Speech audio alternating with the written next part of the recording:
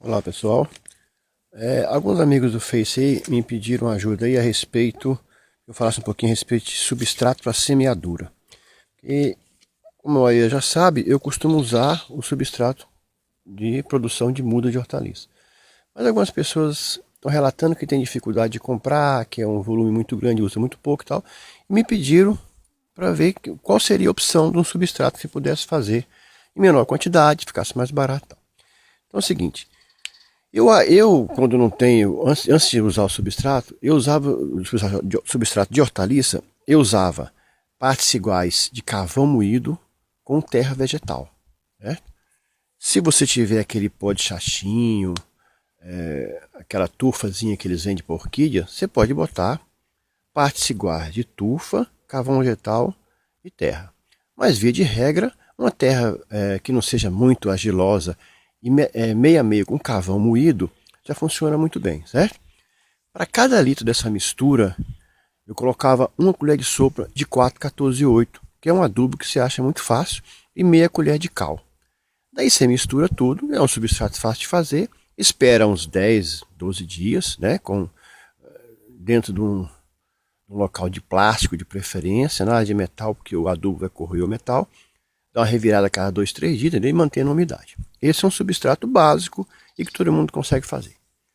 Agora, aqui vai algumas observações.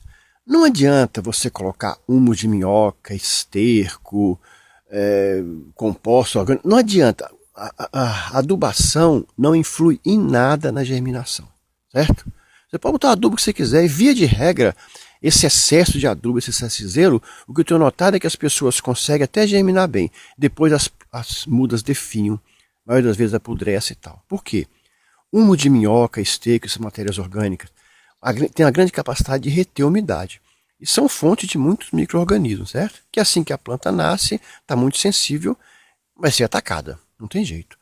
E você imagina que a Rota do Deserto, como o nome diz, é de deserto, é de areia, onde não tem matéria orgânica, onde não tem toda essa umidade. Aí você põe esterco, humo de minhoca e tal, pensando que está fazendo bem, tá só prejudicando, entendeu?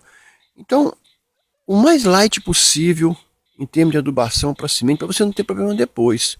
Como eu falei, ela não precisa de nada para germinar. Tendo calor, certo? E umidade, ela vai nascer em algodão, em papel, em substrato, seja o que for.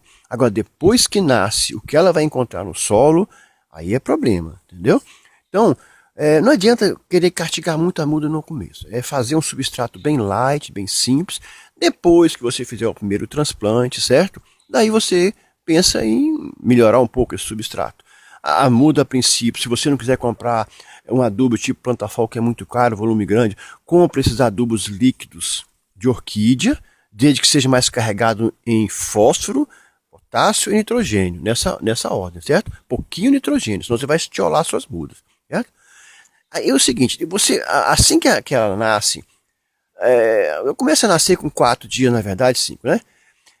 8 10 dias deve ter nascido quase tudo. Gente, segura a irrigação.